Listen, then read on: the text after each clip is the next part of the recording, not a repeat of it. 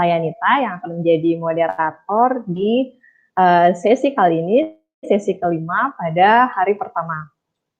Dan sekarang saya ingin memperkenalkan speaker kita. Ada Mas Eko Suprapto Wibowo dari Remote Worker ID. Hai Mas Eko.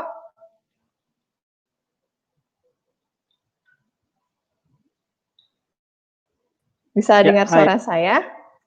Ya, bisa. Sorry. Ya. Oke. Saya baca sedikit profilnya dulu ya Mas Eko. Enggak. Jadi Mas Eko has a professional goals in life is to make Indonesia as the #1 remote worker provider in the world. So in this session, Mas Eko will deliver talk in bahasa tentang toward Indonesia as the #1 remote worker provider in the world. Wow, menarik sekali nih Mas Eko. Semoga teman-teman masih semangat ya untuk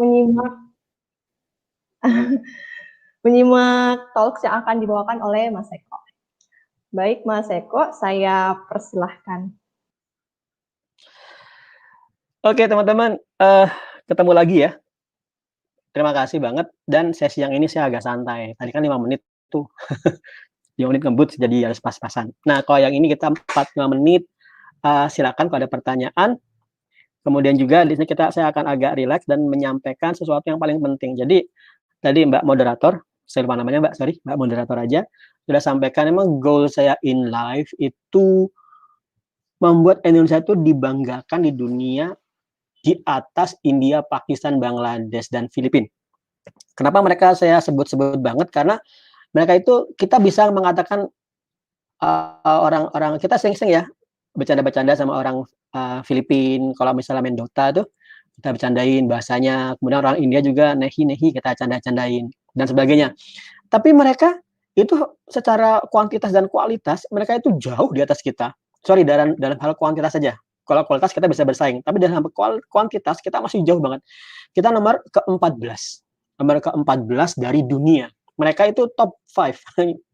Nyebelin banget kan? Nah, cita-cita goal saya ini besar banget bagaimana cara Indonesia itu jadi nomor 1 di remote worker dunia. Butuh berapa lama? Mungkin 2,5 dekade. Nah, untuk itu yang saya bangun adalah remote worker Indonesia. Itu adalah bisa dibilang perusahaan, bisa dibilang koperasi, legalitasnya belum saya bangun juga, cuman gerakannya sudah nyata. Gerakannya itu adalah apa? Gerakannya itu adalah bagaimana kita ngerubah mindset. Kamu mungkin nyangka, ya sudah kalau misalnya ini, kalau saya katakan nih, gaji kalau kamu kerja remote, itu gajinya bisa sampai 30 juta, 40 juta. Bahkan Mas Saiful Sabril, salah satu punggawa remote worker Indonesia, yang dia ngambil jalurnya itu Ruby on Rails, itu 60-70 juta. Gila ya, padahal dia itu bukan anggota dewan loh, programmer kayak kalian, cuman Mas Sabril itu melakukan hal yang cerdas, dia tidak bekerja ke perusahaan dalam negeri. Kenapa? Karena kalau kamu kerja dalam negeri, angka 30 juta per bulan itu sudah ekstrim banget. Kalau kamu sampai dihargai seperti itu, mungkin kerjamu udah gila-gilaan. Nah, sebelum menjauh ke sana, saya ingin sampaikan sesuatu yang sangat luar biasa pentingnya bagi saya. Saya pribadi sangat termotivasi dengan bukunya Stephen R. Covey. Kalian anak-anak milenium atau milenial mungkin nggak kenal sih buku ini. Buku yang kalian kenal mungkin apa ya? Wah, saya malah nggak tahu motivator zaman sekarang. Pokoknya zaman dulu tahun 90-an itu yang paling kita kenal itu bukunya Stephen R. Covey. Sampai R. Covey itu pernah dibuatkan toolnya di Microsoft Access 95. Kalian belum lahir mungkin. Microsoft Access 95. Dia buku ini sangat populer sampai Microsoft mengimplementasikannya di Microsoft Access-nya. Nah, kenapa sih sampai seperti itu? Karena 2 quote seperti ini. Jadi Seven Habits of Highly Effective People itu membuat kita bertanya, yaitu berapa banyak orang yang diranjang kematiannya mengharap untuk segera kembali ke kantor. Ini retorik. Kalau saya baca ini, anak saya ketawa. Kenapa? Karena pasti saya baca berkali-kali setiap ada seminar. Ketawa dia. Nah, ini pertanyaan retorik, yaitu karena jawabannya nggak ada orang yang sudah lagi sesak napas. Mungkin juga zaman sekarang ada banyak kematian karena komorbiditas ya, penyakit bawaan. Pengen ngantor, nggak ada yang pengen ngantor lagi kalau sudah sampai di ujung akhir. Paling yang diinginkan adalah mungkin minta maaf sama orang tua, minta maaf sama anaknya, dan lain sebagainya. Dipeluk anak-anaknya dan sebagainya. Ini hakikat ya, ini hakikat. Itu artinya apa? Artinya kantor nggak pernah akan lebih dari kamu dan keluargamu. Tapi kenyataannya nggak seperti itu. Itu hal yang benar, tapi kamu nggak melakukan itu. Nah, teman-teman, kemudian yang kedua adalah don't put your ladder against the wrong wall. Jangan letakkan tanggamu di tembok yang salah. Kalau kamu nggak paham maksudnya, coba bayangkan gini, bayangkan kamu keluar dari rumah. Di depanmu itu ada 3 pilihan tembok A, B, C. Kamu bawa tangga. Anak tangganya itu ada 10. Oke, kamu nggak tahu nih yang tangga yang tembok yang A, yang B atau C. Kamu nggak tahu. Ya sudah, kalau gitu coba-coba deh yang tembok A dulu naik. Sampai di atas, kayak ini sulit deh. Turun lagi deh. Oke, coba yang tembok yang kedua. 11-10 anak tangga, coba lagi. Sulit deh. Oke, coba anak ketiga. Nah, ini kayaknya benar nih, kayaknya benar. Oke. Udah sampai di ujung keluar, ya salah deh, harusnya ke yang pertama, ke yang A. Oke. Kalau cuma gitu kan kamu malah jadi olahraga kan? Naik turun tangga olahraga. Tapi permasalahan adalah kalau itu sekedar kiasan dari suatu kenyataan, yaitu tembok itu pilihan hidup, kemudian anak tangga itu adalah waktu. Satu anak tangga satu tahun, berarti kamu sudah menghabiskan 30 tahun untuk akhirnya menyadari pilihan yang benar. Gimana cara kembali ke masa lalu? Nggak bisa kan? Nah, saya secara khusus merefer kepada pilihan untuk mendahulukan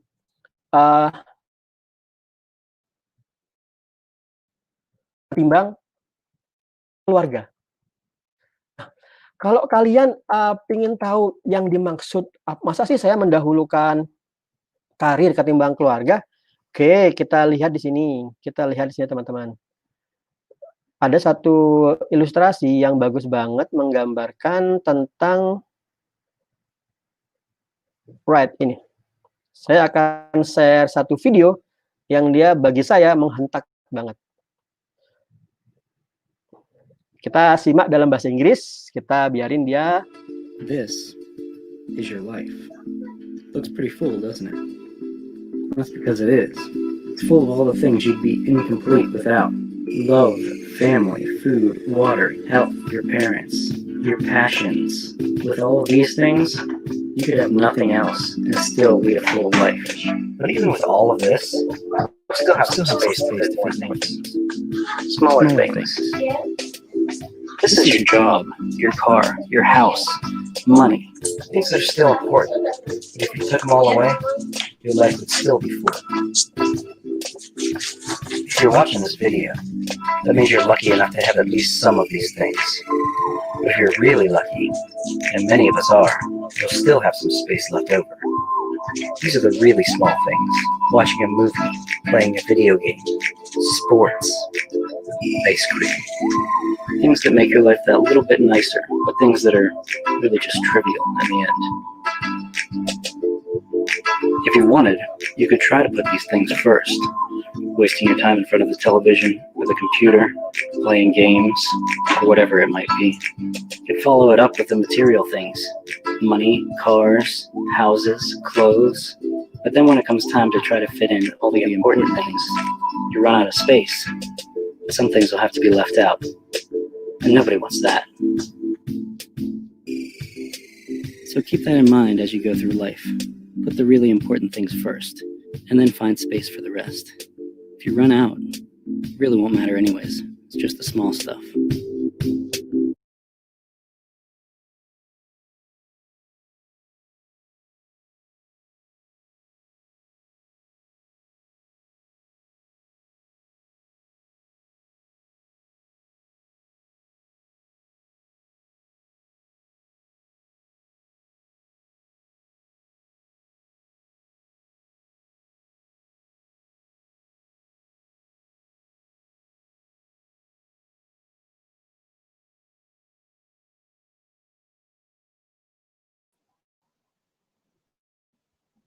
Halo, halo, Mas Eko.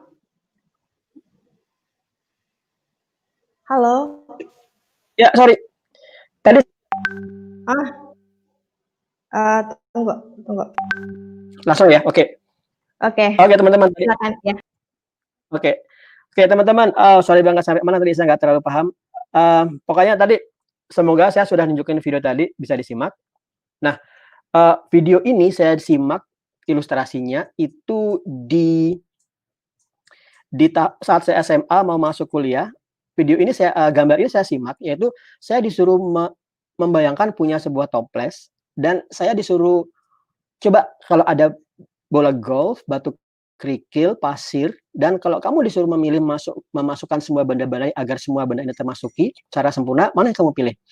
Pilihan yang salah adalah kamu masukkan pasir terlebih dahulu. Pasir itu kecil banget ya, tapi karena begitu dia masuk sudah sesak, nggak bisa dimasukin lagi. Kemudian kamu masukin batu kerikil gede-gede, ada celah-celahnya. Kemudian terakhir kamu masukin bola golf. Karena bola golf ini besar banget, dia menyita waktu tempat, akhirnya apa? Akhirnya ada banyak terbuang. Contoh di sini dia ngasih ilustrasi yang rada menyentak, yaitu kalau bola golfmu itu ibumu, misalnya, mom. Bola golfmu itu ibumu. Yaitu kamu tidak bisa memprioritaskan orang tuamu lagi. Kemudian yaudah dia masuk, kamu kebuang. Nah, karena dia udah terbuang, yang menggantikan ibumu apa? Ya berarti pekerjaanmu dan lain sebagainya. Yang akhirnya begitu kamu nyadari kesalahannya, kamu nggak bisa menyadari kesalahan saat itu juga loh ya. Ya mungkin kamu kerja kan sibuk, kamu nggak sadar. Tapi begitu kamu sadar, mungkin saat ibumu sudah mau nggak ada atau sudah nggak ada, baru kamu sadar. Baru kamu pengen kembali ke masa lalu, masa di mana ibumu masih ada dan kamu bisa memilih kerja di rumah aja misalnya. Katakanlah misalnya ibumu punya suatu kekurangan yang dia harus dirawat. Namun kamu sebagai anak pertama nggak bisa nggak bisa menunggu ibu, kamu tinggalkan ibumu sangat pembantu misalnya. Tapi kamu berpikirnya, ya aku harus melakukan ini karena ya bagaimana lagi kerja aku harus di luar, misalnya seperti itu. Nah, itu teman-teman, itu adalah sebuah pilihan sebenarnya. Kamu tidak bisa mengatakan kerja di kantor itu sebuah kepastian. Tapi kenapa kita mengatakan kepastian? Karena itu adalah suatu mindset. Dan namanya sudah mindset, itu susah banget dihancurkannya. Karena itu teman-teman, kerja paling berat dari remoteworker.id itu bukan kerja membuat course yang canggih-canggih banget atau membuat course yang penuh bell dan whistle, misalnya bagaimana membuat portal yang bla, bagaimana membuat teknologi yang X, bagaimana membuat desain yang luar biasa. Enggak, itu semua orang bisa. Semua orang di YouTube, para nahihe di YouTube itu banyak punya artikel-artikel seperti itu. Gampang itu seperti itu dibuatnya. Saya bisa nge-hire orang menyelesaikan course itu selesai. Kalau cuma seperti itu tuh gampang, semua orang bisa, ada banyak bootcamp yang lain seperti itu. Tapi yang diinginkan di remoteworker.id itu adalah merubah mindsetmu. Kenapa saya mengatakan merubah mindset? Karena bayangkan, karena saya sudah mengatakan gajinya di rumah itu 30 juta, tapi di kantor mungkin malah sampai 4 juta. Saya kemarin baru nge-hire beberapa teman remoteworker.id, saya lihat, karena saat saya meng-hire, saya ingin tahu dulu berapa gajinya sekarang. Teman-teman di Jakarta gajinya masih 4, 6, 7, paling tinggi yang saya lihat 12. Itu kecil loh ya. Kalau kamu bayangkan 12 itu gede ya, kalau kamu masih mahasiswa, kamu ngebayangkan angka 12 juta itu gede. Tapi kalau kamu sudah berkeluarga, 12 juta itu kecil. Kamu nggak bisa bangun rumah dengan gaji 12 juta. Percayalah. Oke, bahkan ya sudah dikatakan bahwasanya kerja 9 to 5 itu seperti berputar-putar dalam lingkaran. Akhirnya kamu seperti ini, katanya dari lama ya, kurang lebih. Orang modern itu mengorbankan waktu supaya dapat uang, kemudian setelah dapat uang dia menggunakan uangnya itu untuk membuat dirinya sehat karena dia perlu menghabiskan energinya untuk membuat uang. Itu kan jadi muter-muter aja sih. Berarti intinya jangan nyari uang harusnya ya, atau nyari uang dengan cara yang ringan. Nah, seperti ini bahkan semua orang itu tahu. Begitu kamu saat ini ya, saya mengatakan kemungkinan teman-teman ini di seluruh Indonesia tersebarnya. Bayangkan satu orang yang saat ini sedang diam di kampung halamannya yang indah, yang slow, putaran kehidupannya nggak ada susah payah, nggak berat lah pokoknya. Tapi kemudian begitu kamu mikir kerja jadi programmer, kamu bayangkan startup, Tokopedia, Bukalapak, Traveloka, sebut nama ya nggak apa-apa ya, dan Gojek dan lain sebagainya. Wah gitu aku harus ke Jakarta deh, ke Jakarta misalnya. Terus kamu harus menghadapi tempat seperti ini loh. Entah dengan kalian, tapi bagi saya ini memusingkan banget, yaitu ngapain saya harus coding di suatu tempat yang seharusnya saya bisa coding di kamar saya, ya kan? Tapi itu nggak bisa dikatakan dengan mudah karena itu mindset. Bahkan ya, teman-teman sekarang ini kan di zaman corona ini banyak perusahaannya mulai working from home dengan terpaksa ya. Working from home dengan terpaksa. Bahkan saya tahu, bahkan sampai ada, saya nggak sebut nama kalau di sini nanti malah rame. Jadi ada instansi yang mensiasati PSBB itu dengan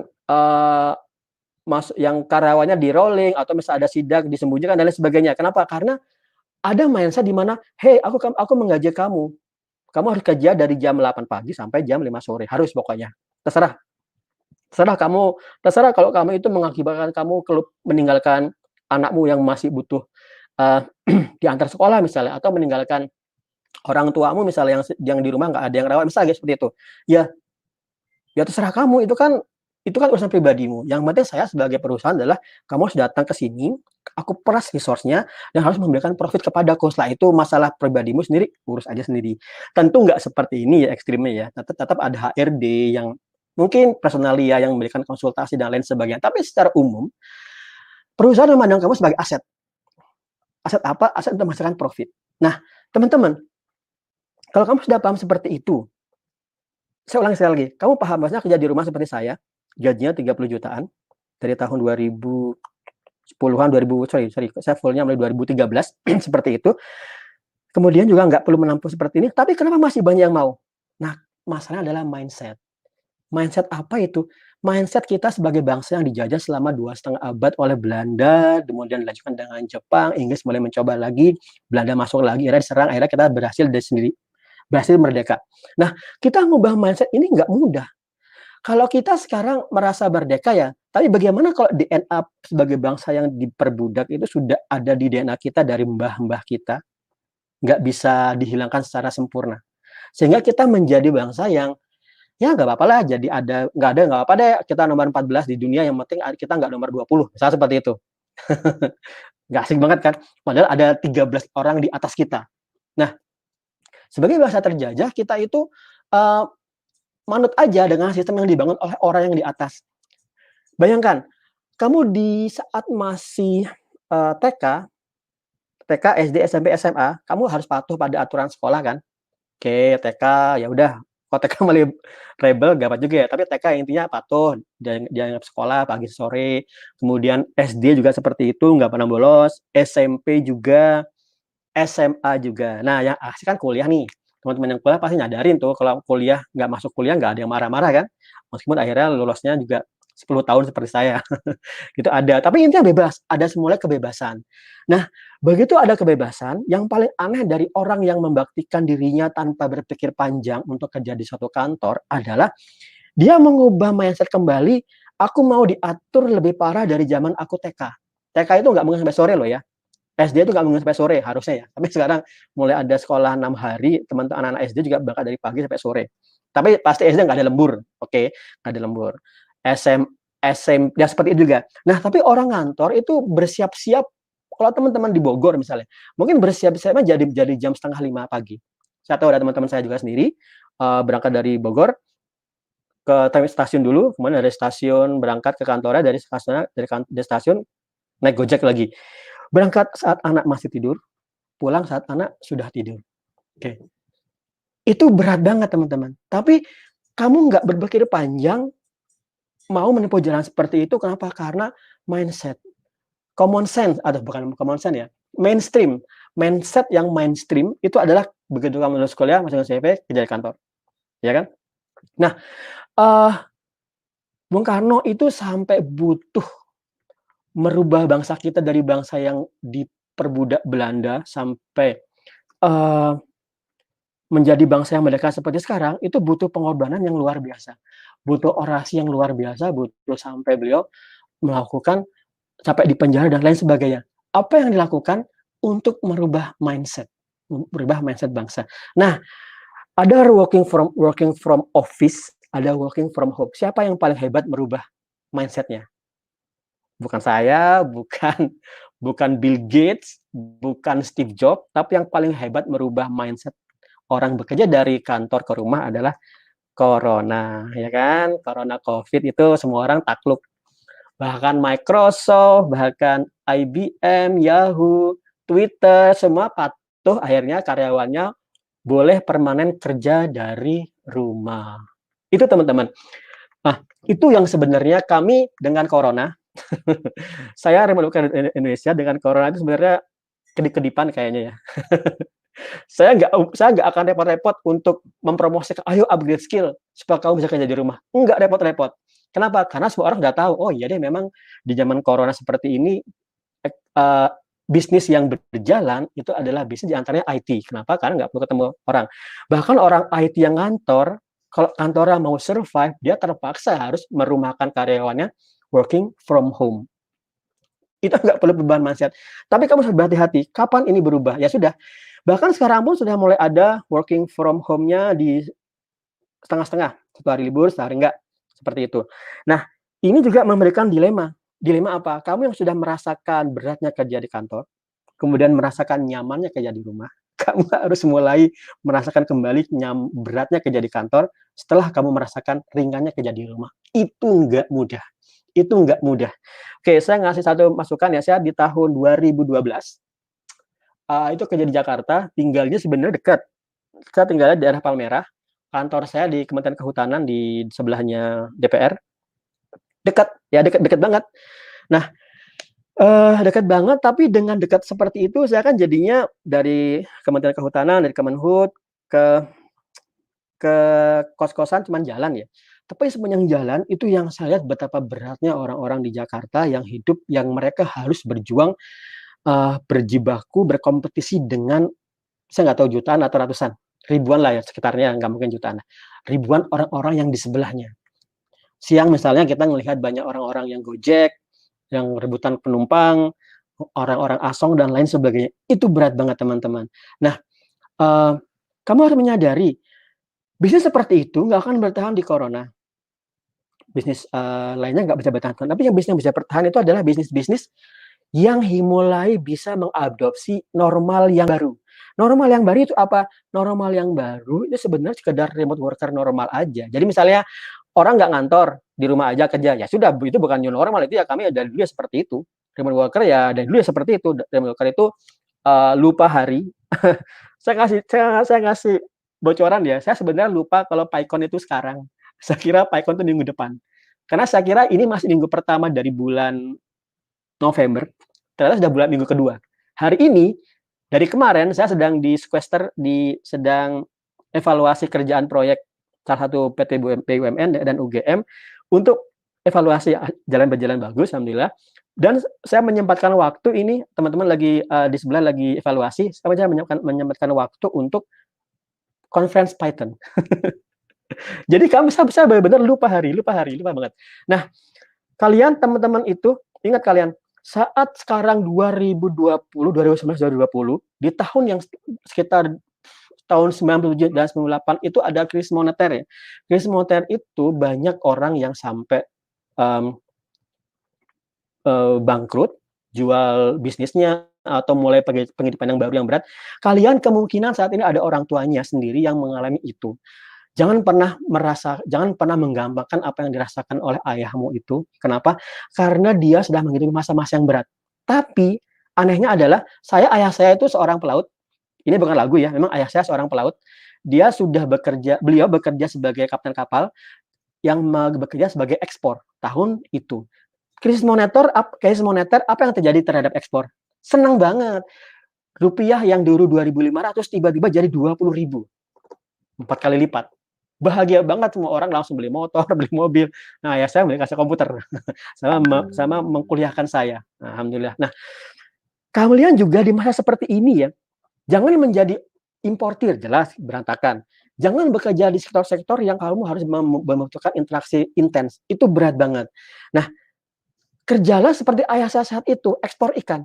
Kalian programmer Python, kamu ekspor kode. Git commit push, ya kan? Git commit min am, final work, git push origin master, selesai. Nah, kerjaanmu seperti itu. Kamu harus jadi TKI 2.0, ya kan?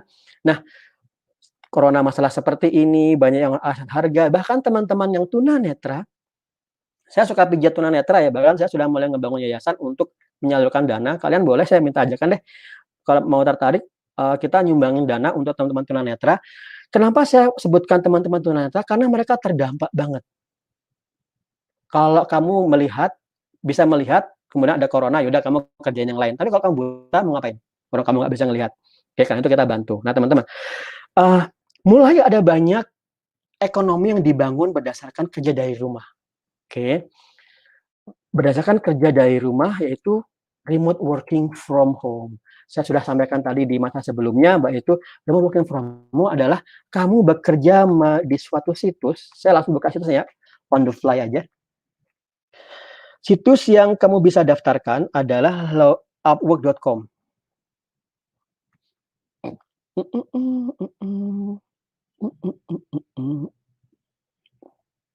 Mbak moderator, saya berapa waktunya?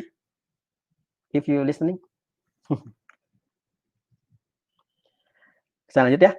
Oke, teman-teman. Di Upwork ini adalah semua job. Checking. Oke. Di upwork.com ini adalah semua job di mana kamu bisa mencari job apapun. Python ya. Oke, Python itu paling rame data scraping loh ya. Data scraping di Python. Langsung saya tunjukkan hands-on. Oke, data scraping ada 2188 job. Job terakhir 31 menit yang lalu. Sehingga kalau ada yang komplain nggak pernah dapat pekerjaan, berarti nggak pernah belajar. Oke, demo-demo nggak ada kerjaan, berarti nggak pernah buka komputer. Nah, job-job ini semua bisa kamu kerjakan, asalkan kamu punya dua syarat. Yaitu punya skill dan punya kemampuan soft skill. Beda. Ini dua hal yang berbeda, teman-teman. Saya akan menunjukkan sesuatu. Kenapa saya membangun remoteworker.id? Remoteworker.id itu terbagi menjadi course. Pertama, course upgrade skill. Ini, upgrade skill. Kita agak ekstrim untuk biaya ya. Kalau kamu tahu kan mungkin ada bootcamp yang belasan juta, atau 30-an juta, full stack 30-an juta, atau ada 16 juta, kemudian kalau kamu udah kerja harus dipotong gajimu, dipotong sampai lunas, misalnya seperti itu. Kami nggak seperti itu. Kenapa? Karena bagi kami profit itu memang penting, tapi tidak yang utama. Yang utama adalah kami membangun komunitas, yaitu kami memberikan biaya, langsung biaya nih, ini kan sponsorship saya. Oke, untuk biaya tiap tahapmu adalah 1,5 juta. Kamu masih skill, masih nol skill, ini dulu 1,5 juta. Kamu sudah skill, sudah jadi startup, tapi pusing gajinya juga nggak nambah 15 juta. Kamu ke sini. Kamu butuh server, kamu ke sini. Jadi maksimal biayamu adalah 3,5 juta. Bisa kamu cicil 500.000 kali berapa kali. Kemudian kalau kamu lunasi dapat diskon 5%. Dan selama kamu sudah terdaftar, kamu akan mendapatkan update gratis terhadap semua course yang akan ada. Contoh kalau di bootcamp, kalau di course yang ini di upgrade skill itu ada saat ini ya, ada Python, let's see, saya agak lupa. Python, Git, data scraping, Django, JavaScript, Linux, Fundamental React, let's see, ada lagi Ruby on Rails juga sudah ada, Ruby on Rails, Flash, Flutter, oke. Apapun yang ada di sini, kamu dapatkan dengan gratis. Nah, untuk kamu yang sudah skill, ini menarik lah ya. Yang skill sebenarnya cuma butuh 2 course ini aja, Upwork dan Scrum. 2 course ini aja kamu sudah bisa menembus remote work, dijamin. Keren ya, dijamin. Kenapa saya bisa mengatakan seperti itu? Seperti ini. Ayayay.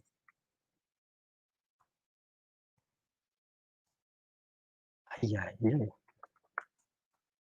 Instagram.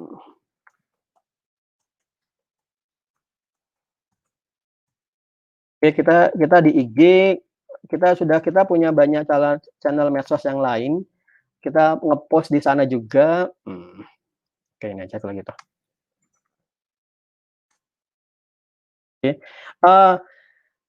Supaya apa kamu mengambil skill yang upgrade skill dan atau yang remote work adalah kamu supaya bisa menjadi orang-orang yang seperti ini. Contoh, ini Mas Henry. Sebenarnya saya malah baru nyadar namanya Mas Henry karena saya nyimpen nama di WhatsApp itu berdasarkan hal-hal yang aneh saat itu. Mas Henry itu saya kasih nama Resign Ye. Kenapa Resign Ye? Karena dia suatu saat lama ngobrol-ngobrol, kemudian dia message saya, Mas, saya mau resign. Tapi dia bilang mau resign tuh sebulan atau 2 bulan sebelumnya, nanya ke saya dulu, Mas, sebaiknya kapan saya resign? Kamu nggak boleh asal resign loh ya. Kalau kamu masih mahasiswa sih mau ngambil remote work, nggak usah mikir, ya kan? Mahasiswa aja masih bujangan, santai-santai aja. Tapi kalau kamu udah berkeluarga, sudah punya tanggungan, kewajiban, kalau kamu mau resign, silakan ngobrol sama saya dulu, saya pribadi. Saya akan berikan tips gimana caranya resign. Gampangnya aja adalah, kalau kamu mau resign dari kerjaan kantormu yang sekarang, kamu harus pertama punya tabungan dulu untuk jaga-jaga jika jobmu yang remote work nggak berjalan. Kemudian kamu harus punya job remote work yang berjalan dengan tren stabil atau menaik.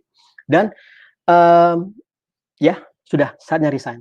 Kenapa resign? Resign itu penting banget karena konteks seperti ini. Oke, wait up. Ya teman-teman, konteks resign itu adalah seperti ini pentingnya. Kita simak. And when you have a second later, I want to show you why we don't just trap spiders under coffee mugs and leave them there. I'm training to be better at a job that I hate. My life officially sucks. But Rich, wasn't it supposed to be a temporary thing? I thought you wanted to do fashion stuff. Well, yeah, I'm still pursuing that. How exactly are you pursuing that? You know, other than sending out resumes like, 2 years ago? Oh, well, I'm also sending out good thoughts. If you ask me, as long as you got this job, you got nothing pushing you to get another one. You need the fear. The fear? He's right. If you quit this job, you then have motivation to go after a job you really want. Well, then how come you're still at a job that you hate? I mean, why don't you quit and get the fear? Because I'm too afraid. Oke, teman-teman, kalau sudah saya cek dulu, masih ada dasarnya belum? Oke, teman-teman, kalau kalian masih pernah nonton itu, berarti kalian sudah tua. Karena itu adalah film Friends, sitcom Friends yang paling terkenal. Nah, ada adegan di mana Rachel itu sebenarnya pengen jadi desainer. Tapi saat itu dia butuh uang, sudah kerja jadi waitress. Sebenarnya pengen jadi desainer, tapi sudah jadi waitress. Oke, dia jadi waitress selama 3 tahun. Mas Eko 10 menit lagi ya. Right, thank you very much. Ya, dia butuh 3 tahun untuk menyadari bahwa dia melakukan kesalahan. Sebenarnya aku menjadi desainer, tapi aku butuh duit, ya sudah, itu kerja di waitress saja. Ya udah, kerja di waitress cukup, paling di Amerika tuh $15 per jam. Sorry, $15 per jam di Amerika, di sini 30 juta. Di sana waitress. Jadi kalau kamu di sini saat ini bergaji 30 juta, kamu jangan bangga, kamu gaji waitress. Oke. Nah, ada sesuatu yang harus kamu sadari. Kalau kamu benar-benar ingin sukses sempurna di remote work, kamu harus resign. Kenapa? Karena manusia nggak bisa menjalankan 2 tugas pada saat bersamaan, kecuali kamu melakukan delegasi seperti saya.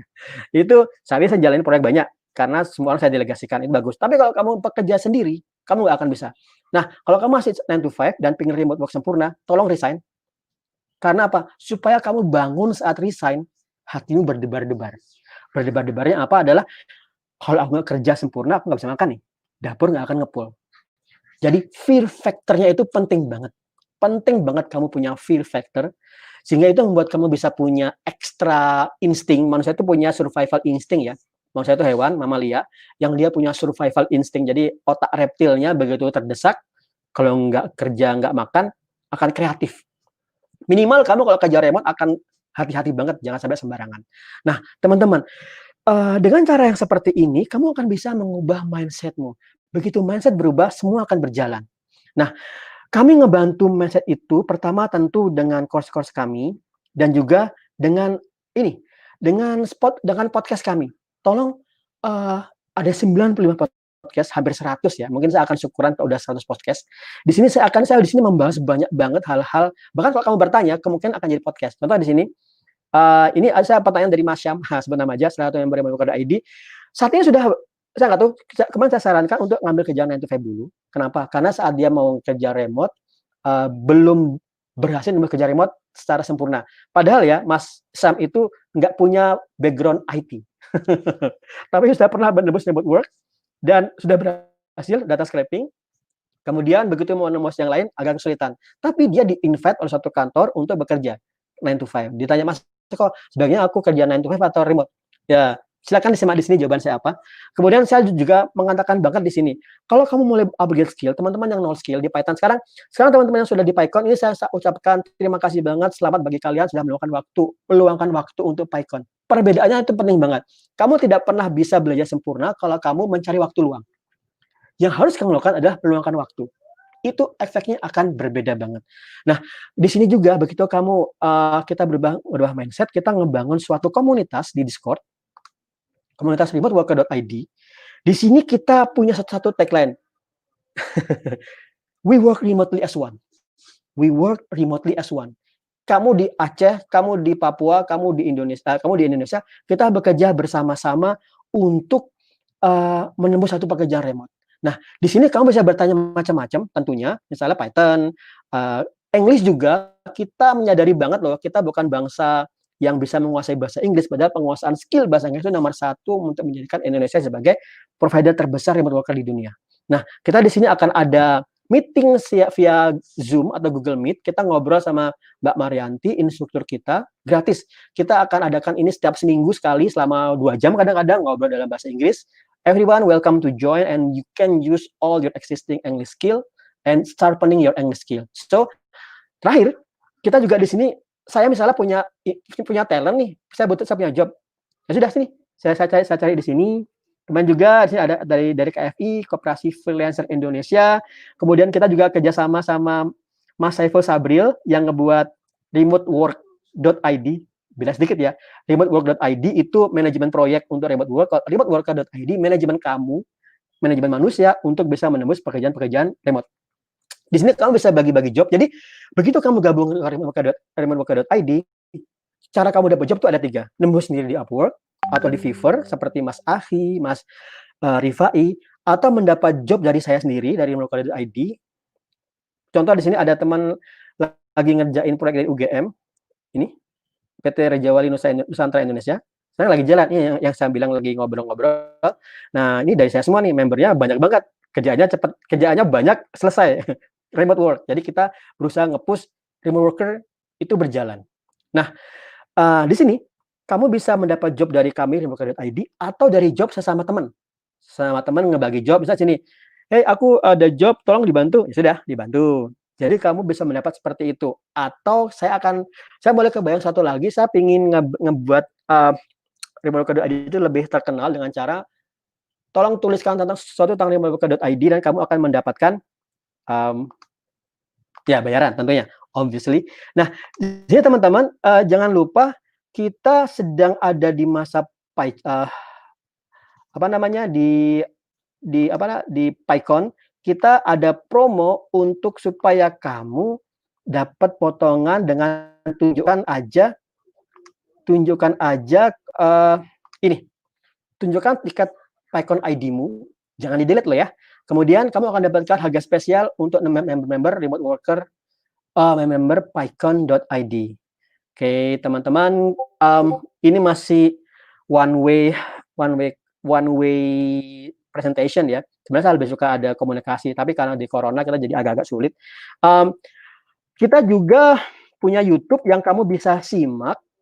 YouTube-nya tidak intuitif namanya, yaitu Remote Worker Indonesia. Di situ kita akan ngadain macam-macam. Yang sudah lama nggak saya adain itu adalah online meeting seperti ini. Oke, jadi kita akan ngadain itu juga. Dan jangan lupa, jadilah orang yang meluangkan waktu untuk belajar dan bukan mencari waktu luang. Dan jadilah orang-orang muda yang jika nanti sudah menua, kamu akan puas. Jadi teman-teman, kalau kamu hidup dalam usia 20-an ini luar biasa banget, rambutmu masih banyak, tenagamu masih kuat, kamu bisa begadang, manfaatkan waktu itu untuk belajar. Jangan sampai di masamu 40 tahun nanti kamu berpikir, andai aku dulu belajar Python. Oke, enggak kan? Kamu sekarang sudah belajar Python. Mbak Nita, sudah cukup kayaknya ya? Oh iya, bagus banget Mas, talknya saya sampai menyimak terus nih. Mas Eko ngomongin apa lagi ya, seru banget kayak. Waktu kita sudah cukup kan? Apa ada lebih? Ada lebih sedikit, ada pertanyaan dari teman-teman, mungkin bisa dijawab singkat saja ya, Mas. Saya tampil. Dari Muhammad Oke, saya baca Ikrain, aja ya. apakah ada tips? Oke. Untuk Oke, orang yang apa belum pernah kerja dari rumah, tapi ingin memulai. Oke, pertama-tama karena saya dari remote.id, tipsnya adalah gabung ke kami. Gabung ke kami apa? Karena gini loh teman-teman, kerja remote itu seperti kerja goib loh ya. Kalau kamu kerja di Telkomsel, kerja di bank kan gampang, kerja di bank. Kalau kamu kerja remote, ngapain? Bisa juga kamu nganggur atau jadi judi online, bisa aja kan? Kalau di rumah. Tapi karena itu kamu butuh komunitas di mana kamu ada bisa bertanya, bisa berpegangan kalau bingung atau bisa ngelihat teman-teman, oh iya nih masih remote work. Nah, jadi tip kami adalah gabung ke kami sebagai komunitas atau jika enggak misalnya masalah biaya dan worry, kamu bisa bayar dengan mencicil. Mencicil itu bahkan ada teman-teman yang bayar sebulan 100.000 loh ya, karena saya menghargai kok semangatnya dan kondisinya.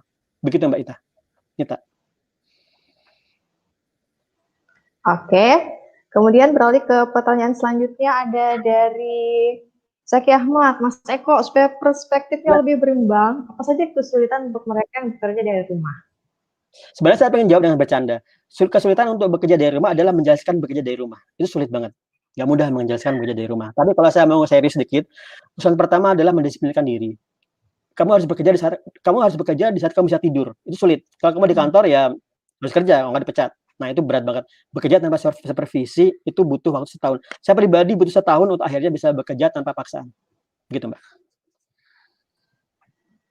Oke, terima kasih pertanyaannya. Kemudian yang terakhir, ada pertanyaan dari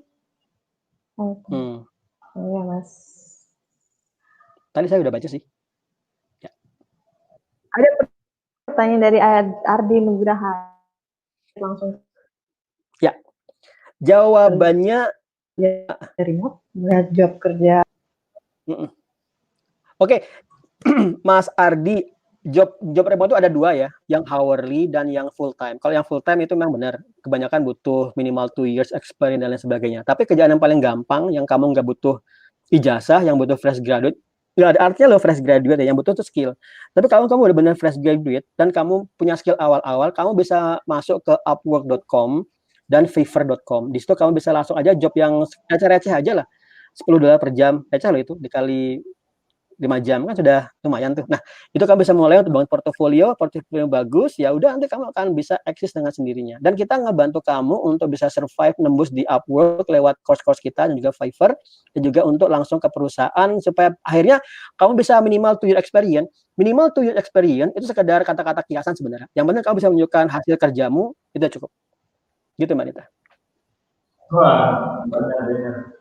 Oke. Itu tadi pertanyaan terakhir dan waktunya juga sudah untuk sesi ini. Terima kasih Mas Eko. Mungkin teman-teman partisipan yang ingin lebih mengetahui tentang remote worker ID atau kontak.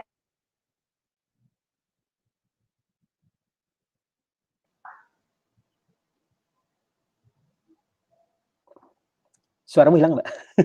Putus-putus. Oke Mas Eko. Maaf mungkin koneksi. Oke, untuk kontak dengan Eko bisa melalui Instagram remote worker ID yang tadi ya. Ya. Thank you very much. Dan keep working. Terima kasih Mas Eko atas sesi kali ini. Oh iya. Mas Eko bisa mungkin menyampaikan terima kasih kepada teman-teman semua. Oke teman-teman, terima kasih banget. Bagi saya uang itu penting. Kamu mau ngeluarin uang untuk ikut PyCon itu sudah penting banget. Apalagi kalau kamu mau ngeluarin uang untuk gabung ke remote worker itu penting banget. Dan satu lagi, usia mudamu jangan sampai tersia-sia dan akhirnya kamu berkata, andai dulu aku gabung remote worker.id. Gitu ya Mbak Nita, sudah. Ya betul sekali. Oke, terima kasih Mas Eko. Sampai jumpa di lain waktu kemudian. Thank you, bye bye. Ya.